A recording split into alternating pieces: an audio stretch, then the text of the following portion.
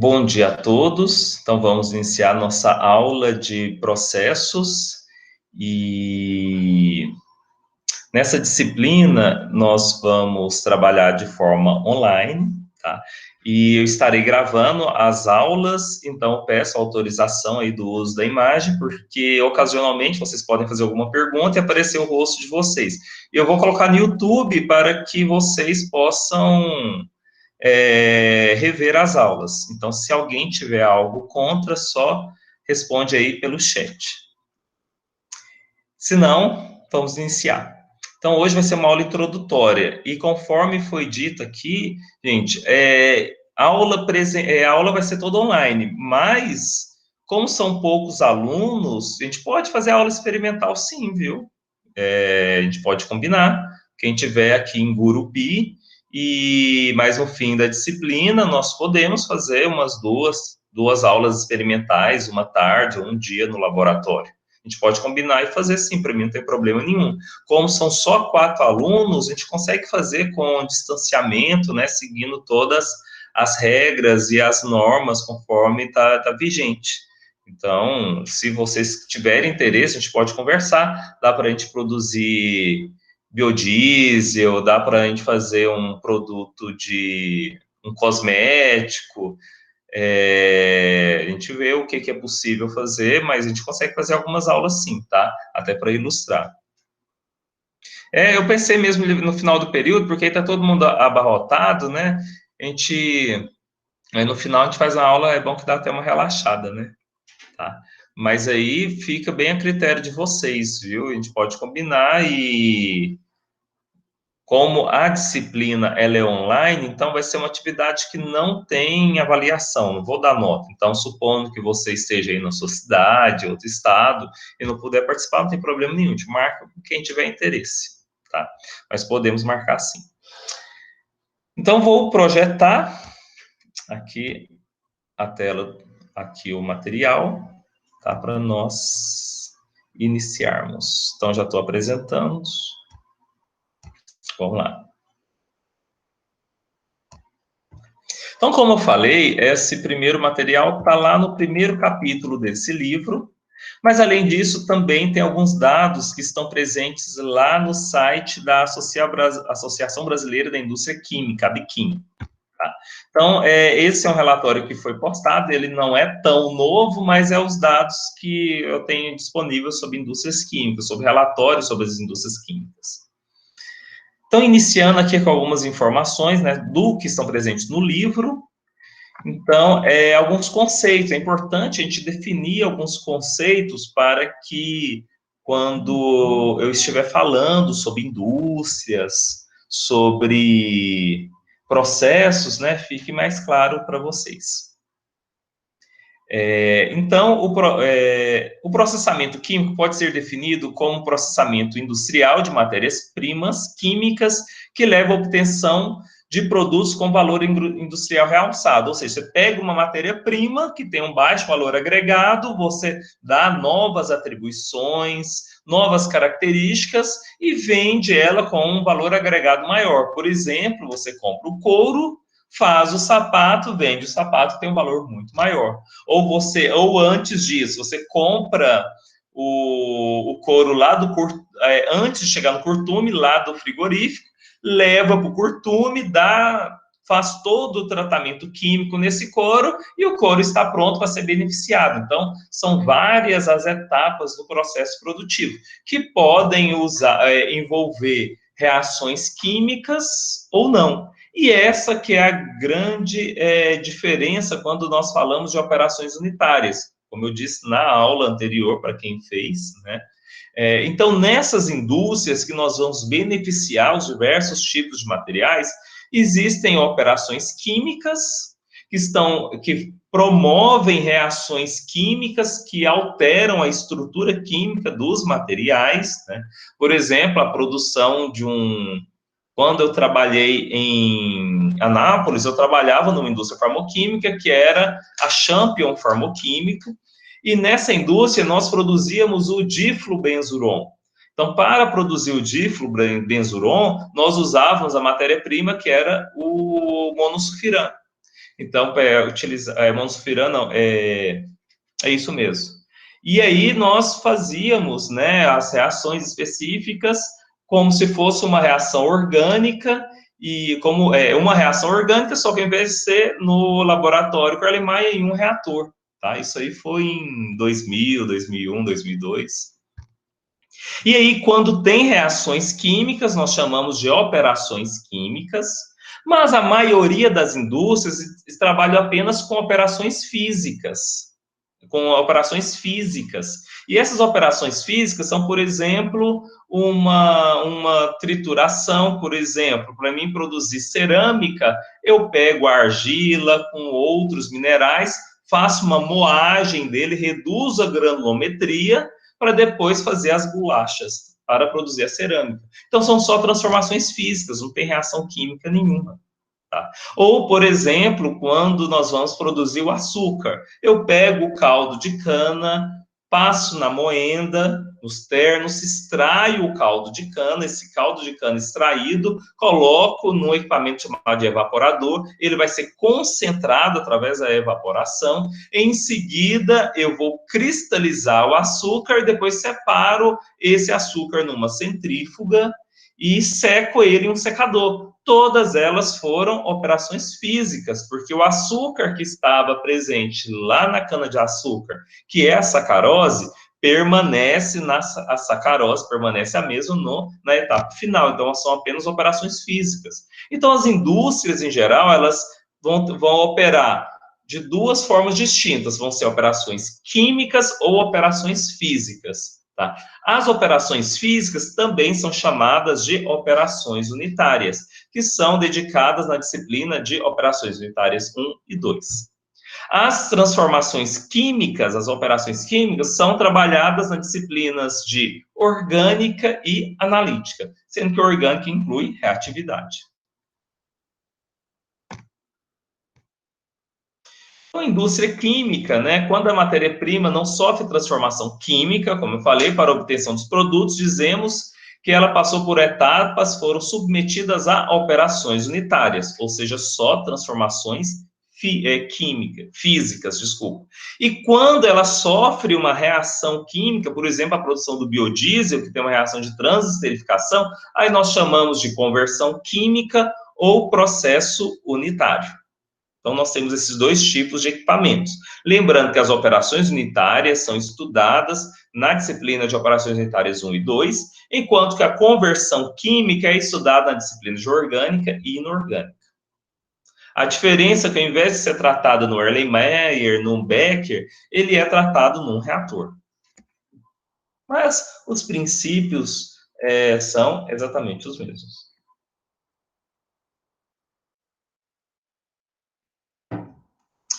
Ok? Só verificar se tem alguma pergunta.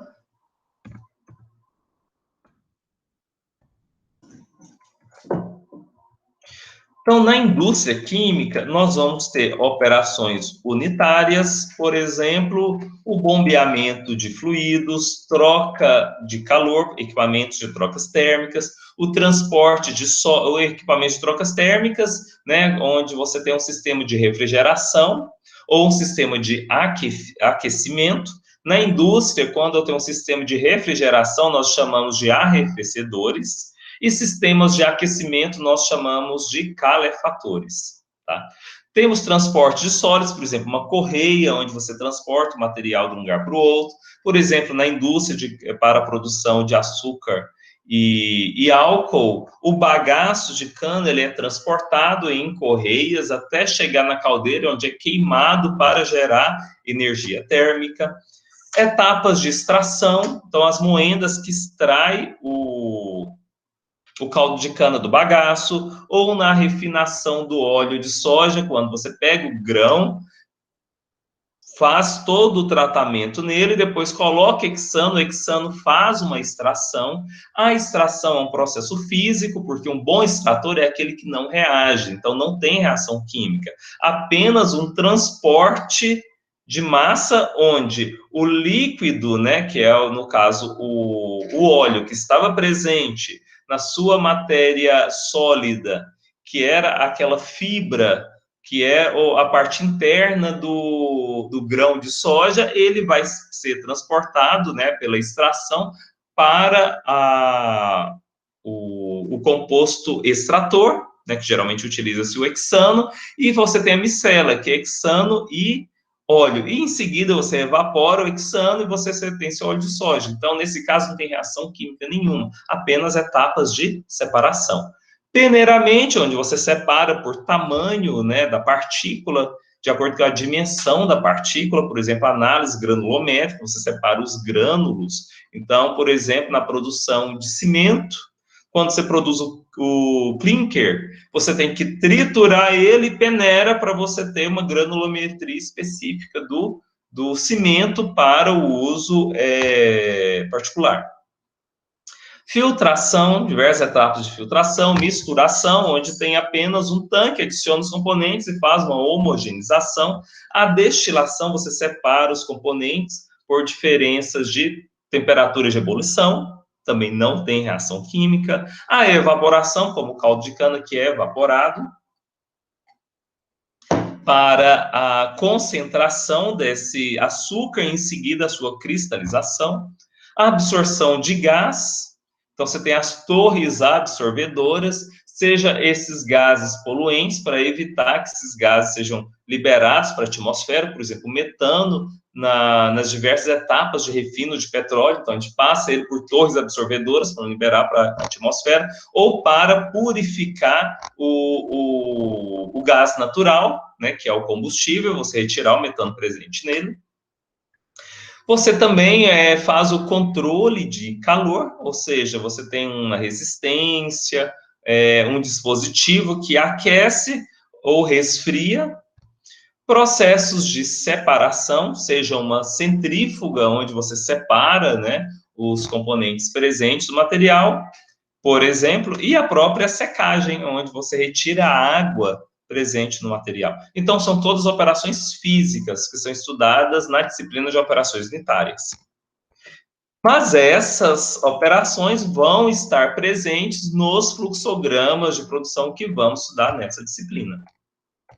Já os processos unitários, também chamados de conversão química, eles acontecem em algumas indústrias, e nesse caso, por exemplo, aqui nós temos a obtenção do ácido fúrico. Então, para a obtenção do ácido fúrico, a primeira etapa é pegar o enxofre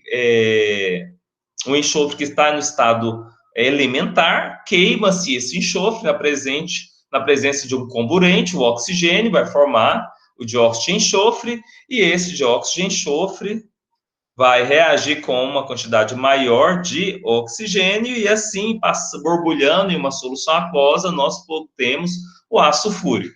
Mas isso daqui, por exemplo, é um tema de um seminário de vocês, onde vocês podem falar, olha, eu quero apresentar sobre a indústria de ácido fúrico. O ácido fúrico, ele é considerado o rei dos ácidos, porque praticamente toda indústria utiliza. Então, é uma indústria extremamente importante aqui para nós. Tá? Então, nesse caso, mostrando um sistema com reação química.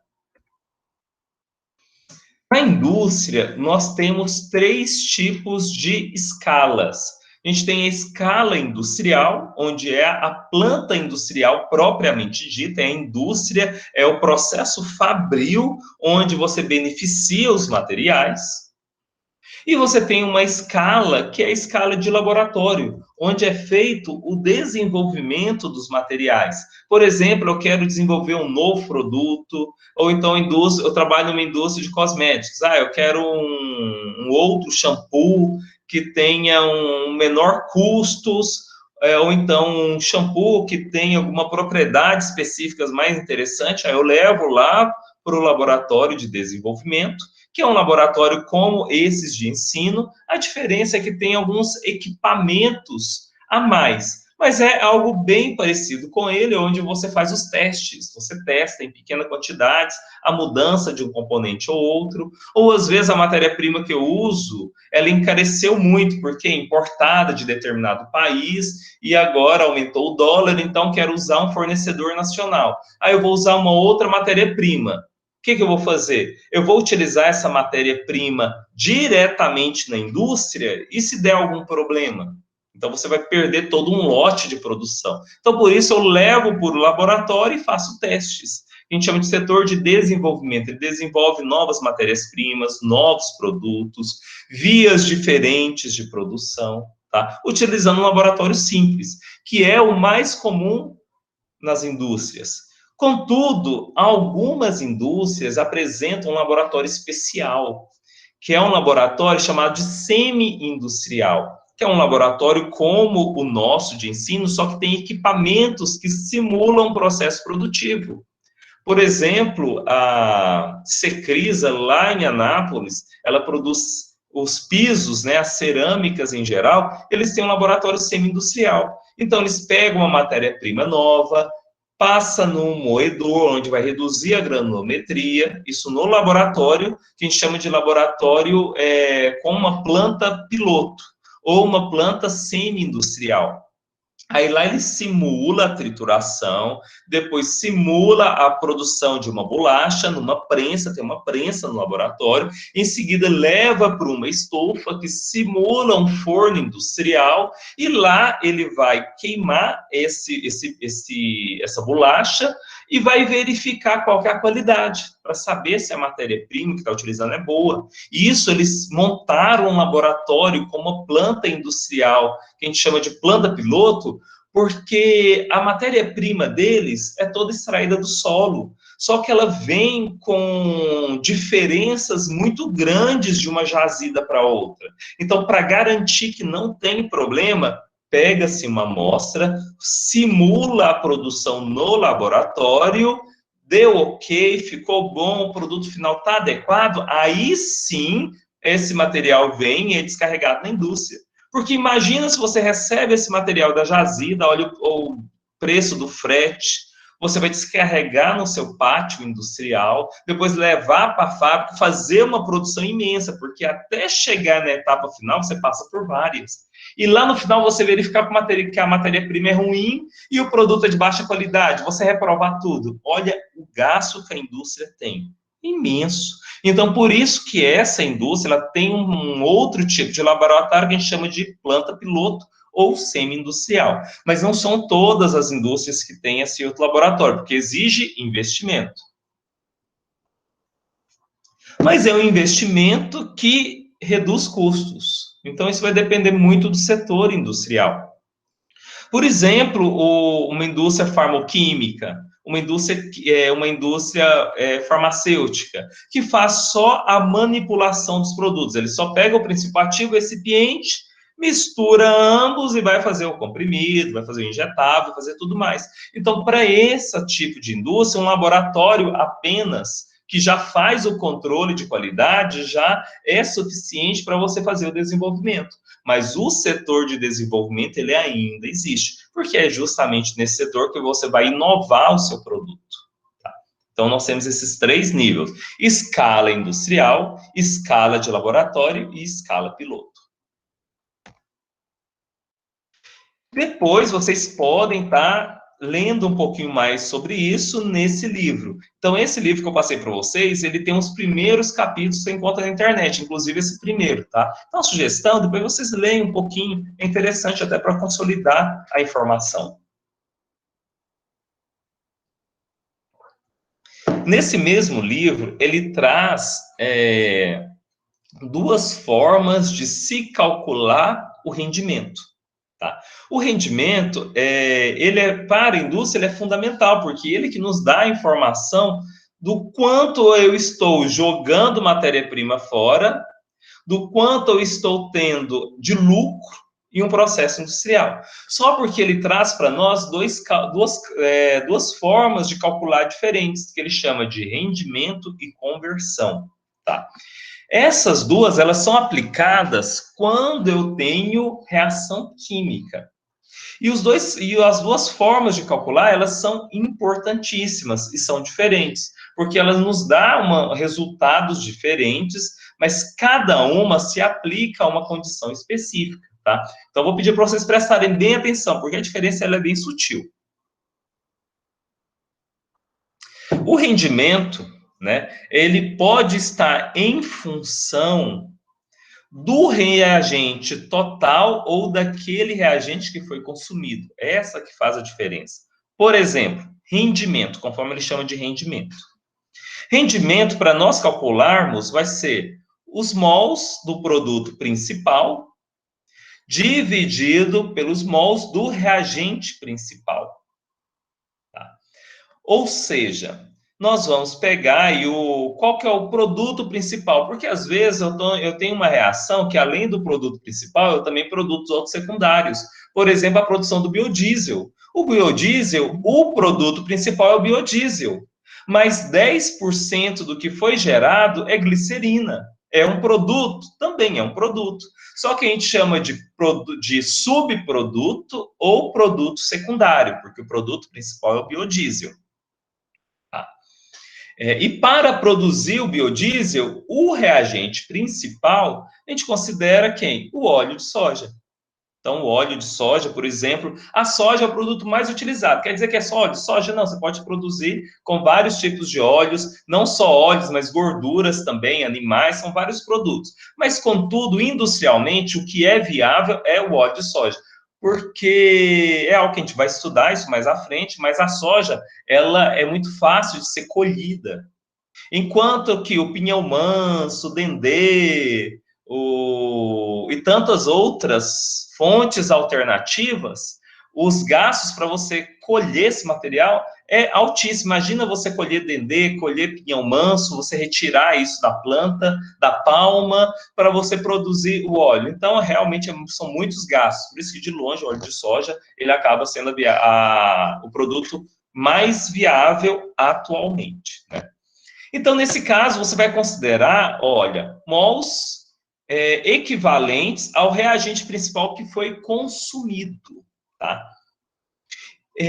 Então, apenas o que foi consumido.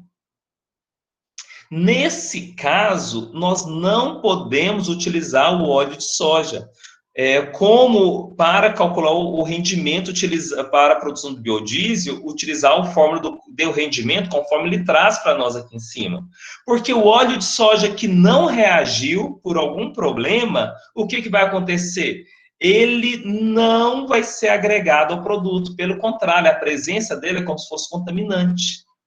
Então, por isso que nesse caso, eu não posso aplicar essa primeira equação. Eu vou ter que aplicar a segunda equação. Porque a segunda equação, que é conversão, é moles do produto principal dividido pelo mols total do reagente.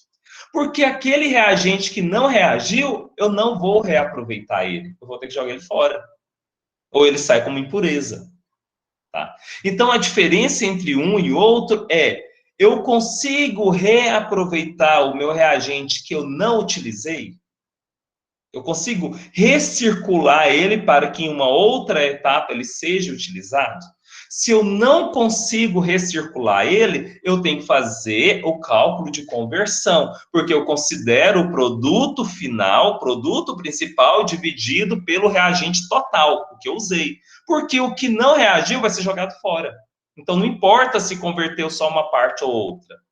Já no primeiro caso, ele pode ser utilizado em reações onde eu tenho a possibilidade de pegar aquele produto que não reagiu e circular novamente. Por exemplo, a indústria de refino de petróleo. Eu posso pegar, por exemplo, o gasóleo, que é um produto que tem uma cadeia carbônica grande, né?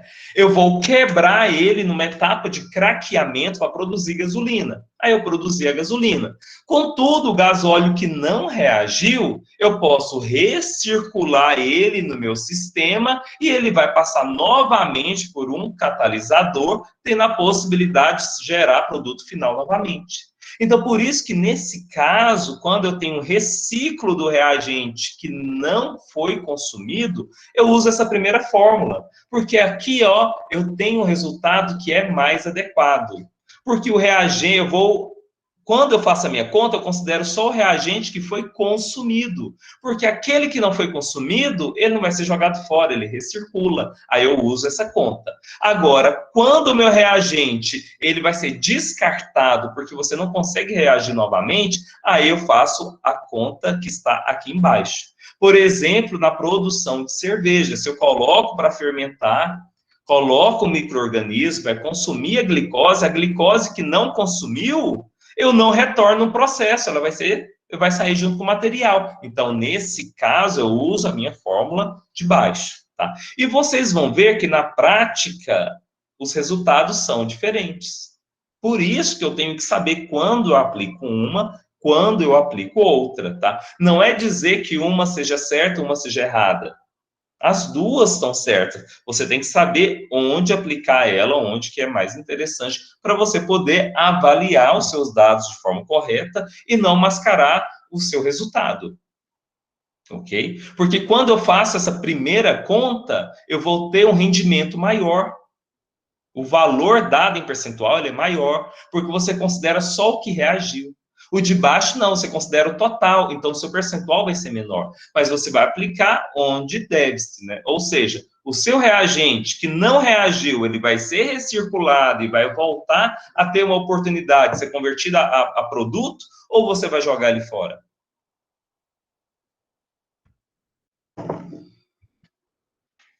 Então, isso tudo está lá nesse livro, tá? Depois vocês vão dar uma lida. E é claro que quando a gente fala de rendimento, o que está por trás disso são várias outras relações, né, como que são baseadas nas leis da termodinâmica, nas leis da cinética química, o uso do catalisador, a temperatura, as condições de reação, né, que são específicas para cada material.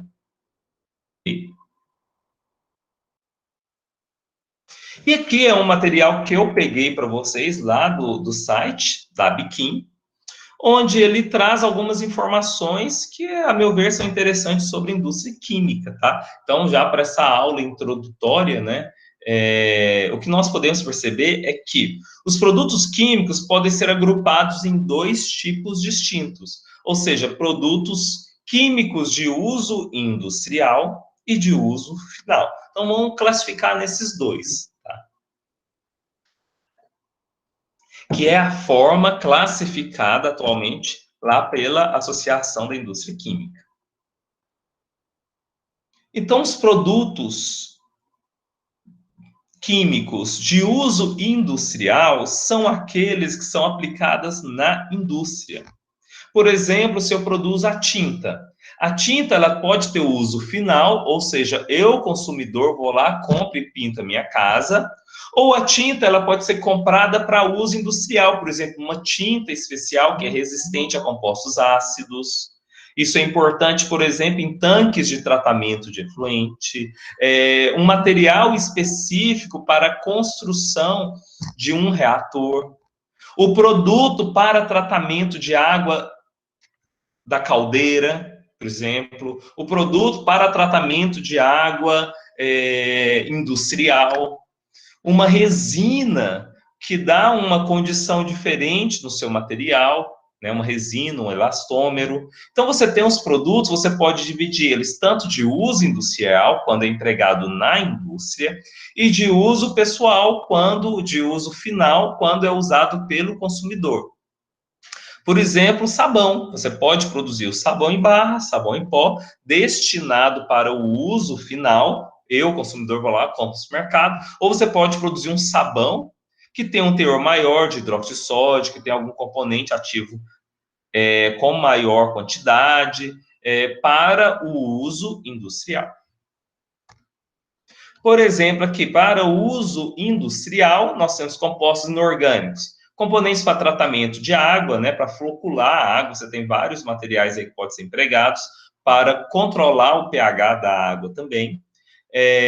Você tem aí compostos para indústria carboquímica, petroquímica, gases combustíveis, gases industriais, indústria de cerâmica, cimento, vidro, ácidos, álcalis, sais, tintas. Então, você tem aí produtos inorgânicos aplicados para várias delas, e nós vamos ver isso também na nossa disciplina. Por exemplo, indústria de papel. para o papel estar bem lisinho e reduzir a porosidade, nós adicionamos carbonato de cálcio, que é um material inorgânico, tá? Que tem uso industrial. E assim você tem aí todas as indústrias em geral, por exemplo, indústria de óleos. Nós adicionamos a terra de atomácia, que é um material inorgânico, né, para num processo para retirar os componentes que geram cor por exemplo, no óleo de soja. Então, você adiciona esse material para fazer esse tratamento. Então, você tem aí diversos dele para diversas aplicações, assim como nós temos também, né, vários produtos químicos de uso industrial, para, por exemplo, a nitração, sulfonação, muito empregado para indústrias de produção de fertilizantes, né, para você ter como, por exemplo, o nitrogênio, né, você faz a indústria de compostos nitrogenados, sulfonação, alquilação, por exemplo, é a refinação do petróleo, nós vamos estudar. Você tem a gasolina de alta octanagem. Então, para você obter a gasolina de alta octanagem, você vai adicionar alguns compostos alquil, promovendo uma reação de alquilação, e assim você tem a isooctana, que é a gasolina com alta octanagem. Mas aí a gente vai estudar mais sobre isso, são compostos que se assemelham ao isooctano, tá? Mas eu vou falar com mais detalhe. Então, quando eu falo, por exemplo, gasolina de alta octanagem, né, não é que tenha isooctano, mas tem compostos que assemelham ao isooctano. Reações de esterificação, por exemplo, aí a produção de biodiesel, né? Polimerização, fermentação. Polimerização produzir diversos plásticos em geral, também é uma ótima possibilidade para um de vocês apresentarem. O seminário, né, indústria de fermentação, nós vamos estudar a produção de cerveja, aminação, carboxilação, hidrogenação. Hidrogenação é produção de margarina, também nós vamos estudar quando estudarmos indústria de óleo e biodiesel, óleos e gorduras e no final biodiesel. Então, os produtos de uso final são aqueles destinados ao consumidor, como produtos farmacêuticos, higiene pessoal, perfumaria, cosméticos, adubos e fertilizantes, que são utilizados lá na agricultura, sabão, detergentes, produtos de limpeza, de uso doméstico, não de uso industrial, porque esse tem as duas possibilidades, defensivos agrícolas, tintas, esmaltes e vernizes, que também pode ser uso final ou uso industrial. Okay? Então, essa é a primeira distinção que o site faz para nós com relação aos produtos. Então, como eu falei, o relatório que eles trazem é um relatório um pouco antigo, mas dá para a gente ter uma visão geral da indústria química, né, do contexto da indústria química nacional. Então, nós temos aqui os produtos químicos de uso industrial, que tem uma fatia aí, bem relevante comparado com as outras. Tá? No total aí de 103 bilhões de dólares, 48 bilhões de dólares corresponde aos produtos químicos de uso industrial. E o restante aqui de uso final, sendo aí cada uma das características. Ressaltando aqui produtos farmacêuticos com 15,9 bilhões. A indústria química brasileira está entre as 10 maiores do mundo, tá? De longe, Estados Unidos, seguido aí pela China, isso em 2009, né? Então, provavelmente, aí a China e Estados Unidos devem estar numa proporção aí bem diferente. Talvez aí a China equiparou ou conseguiu aí ultrapassar os Estados Unidos. O Brasil é um grande exportador e importador de produtos químicos. Então, nós estamos vendo aqui, as importações. Contudo, olha aí, tanto que a gente importou em 2008, 2009. E também as exportações, a gente também compra bastante. A indústria de produtos químicos é o terceiro maior setor industrial brasileiro. Primeiro é alimentos e bebidas, né? Nós produzimos muito alimentos, exportamos muito alimentos. Segundo, coque, refino, combustíveis nucleares e álcool, indústria petroquímica, indústria sucrocoleira, e depois aqui, terceiro lugar, a indústria com produtos químicos. E aqui tem os diversos outros setores industriais. Em 2008, o setor químico respondeu por 3,1% do produto interno bruto do PIB brasileiro. Tá? Nós temos aqui uma relação, a participação do PIB da indústria química. Aqui, ó, é interessante para a gente ter uma dimensão das indústrias químicas, né, presentes no Brasil, tá? Isso aqui também é de 2008, 2009, né? Então, a gente percebe aqui, ó, em São Paulo, 602 indústrias. Gente, então veja como São Paulo é industrializado. Então, de longe, as fábricas se localizam principalmente nessa região.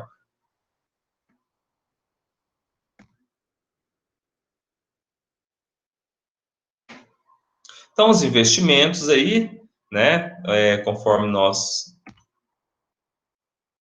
os produtos químicos de uso industrial, né, 2008 era 24,9 bilhões, tá? E nós observamos aí esse aumento, esse valor, contudo, em 2014 caiu, tá? E isso daqui, ó, vem caindo principalmente pela quantidade de importação de produtos da China e da Índia. Nesse período, foi o período que eu estava saindo da indústria, né? Eu trabalhei na indústria até 2011, mais ou menos, tá? 2011, 2012. Quando foi 2012, eu já não estava mais na indústria, eu saí da indústria em 2012, e 2013 eu mudei aqui para o Tocantins. E desde aquela época já vinha caindo bastante, por quê? Os princípios ativos, por exemplo, nas indústrias farmacêuticas, tinha indústrias no Brasil que produzia, que a gente chamava de indústria de química fina, ou indústria farmoquímica.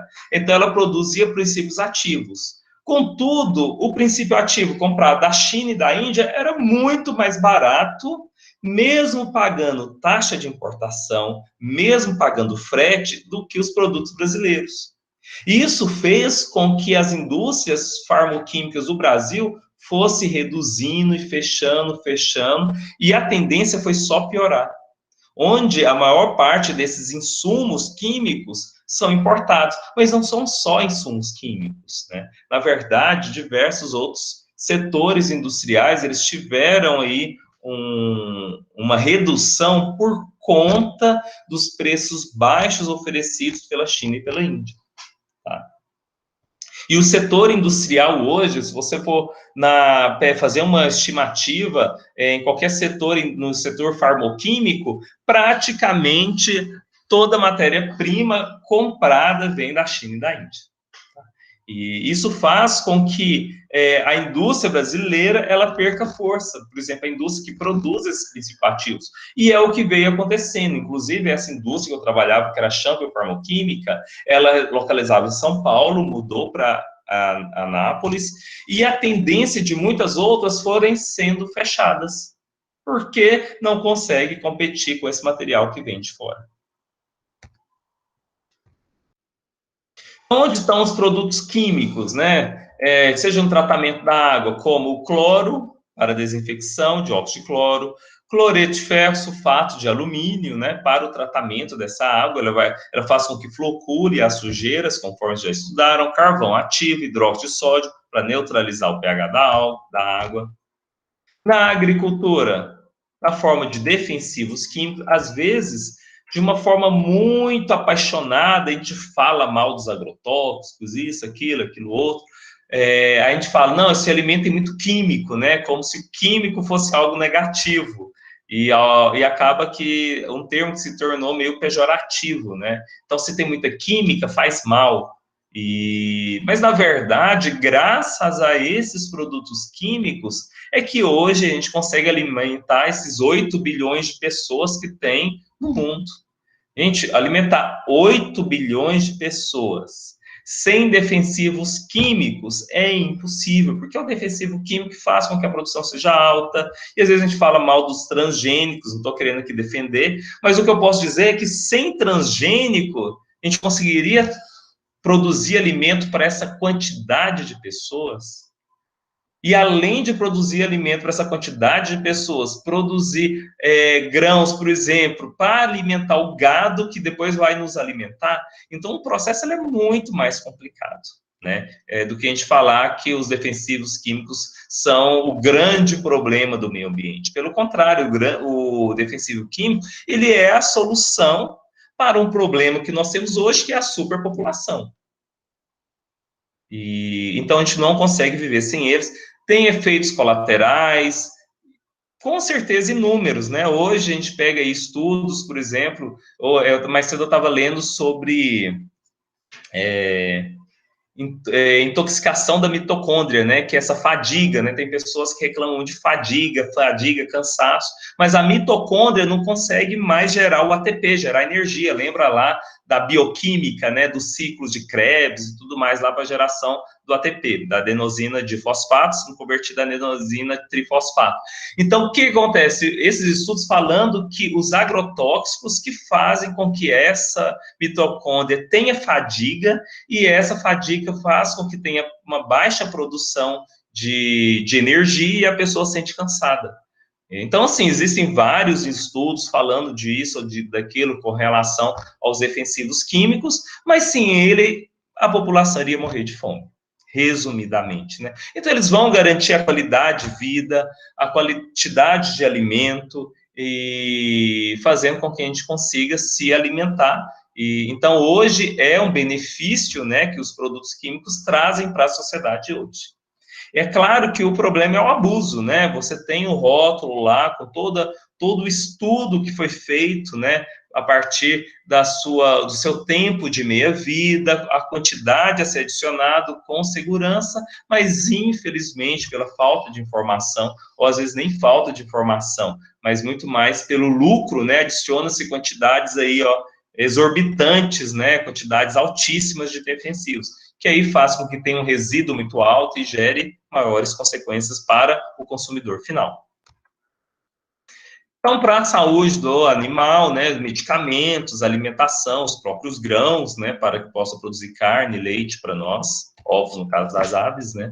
Na construção civil, então, nem se fala, né, você pega a casa hoje, tudo tem polímero, né, forro de PVC, canos de PVC, e você tem aí a caixa d'água, que é um material polimérico, resinas, materiais inorgânicos, né, para fazer o rejunte, para fazer o cimento, os cabos, tanto o metal como o polímero que reveste o cabo. Então, os produtos químicos estão presentes hoje em tudo. E quando fala de construção civil, a presença hoje na nossa casa é imensa, né? Automóveis, então, nem se fala, né? Hoje o carro todo é feito a partir de polímeros, a maior parte deles, né? Então, olha aí, a gente tem a presença deles, a borracha de estireno, butadieno, negro de carbono, negro de fumo, poliamida, ácido sulfúrico na bateria, os óleos lubrificantes, né, o painel que é de poliuretano, ou então polipropileno, e aí você tem o uso aí altíssimo de produtos químicos. Informática. Hoje, se a gente não tivesse os produtos químicos, especialmente os que vêm do petróleo, que permite a produção de chips, de placas, de carcaças, a gente voltaria para as cavernas.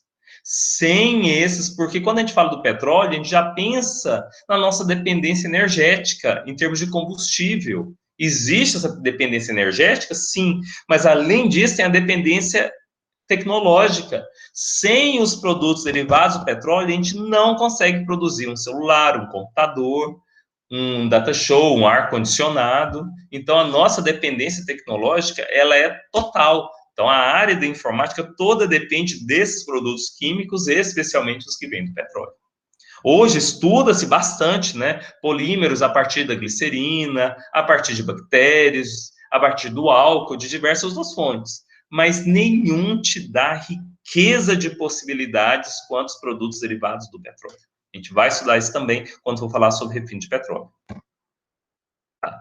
Então, para finalizar a reflexão de hoje, quando a gente fala de produtos químicos ou nós químicos, é perceber que o químico, a indústria química, ela não é a vilã. Ou às vezes quando a gente fala dos alimentos industrializados, os produtos químicos, eles não são vilão, pelo contrário, ele é a salvação. Na verdade, os produtos alimentícios, graças à industrialização, é que eu consigo produzir aqui no Tocantins e levar lá para Rio de Janeiro, São Paulo, para o Sudeste. A gente produz aqui e leva para os centros consumidores. Graças a esses corantes, conservantes, aromatizantes, a gente consegue produzir uma alta quantidade de alimentos e que ele tem um alto tempo de prateleira. Então, a indústria química, a indústria em geral, ela é, na verdade, o grande salvador. E, às vezes, quando a gente começa a estudar um pouco sobre a parte ambiental, a primeira visão que a gente tem da indústria, produto industrializado é ruim, existe muita química nesses produtos, existe muita química não sei aonde e tal, mas não, na verdade, a química vem para resolver. E aí fica também o desafio para nós, né? Enquanto pesquisadores, vocês que vão seguir a carreira de vocês, de desenvolver novas metodologias, novos materiais que sejam menos impactantes e que resolvam os problemas que temos hoje, como problemas de saneamento, de alimentação e tudo mais. Então, perceber a química, a indústria química, como a salvadora, como sendo o grande potencial para inovar e para resolver os problemas que temos hoje. Então, existe superpopulação? Existe. Existe problemas de saneamento, existe problemas com relação à alimentação, mas a química vem o quê? Para resolver. Tá? Então, ela não é a vilã, na verdade, ela é a grande heroína, né? Então, eu gostaria de deixar essa mensagem para vocês, para que a gente pense no setor industrial como um setor que vem para tentar mitigar os problemas que temos hoje, relativos principalmente à superpopulação. Superpopulação, consumismo e tantos outros problemas que são muito maiores, né? Ok, pessoal? Então, nós vamos finalizar a aula hoje aqui, tá? Essa aqui é a primeira parte. E amanhã nós vamos continuar a nossa reflexão de hoje, ok? Falando um pouquinho mais sobre matérias-primas, sobre outros produtos, também fazendo uma introdução do setor industrial. Então, eu vou encerrar aqui a gravação.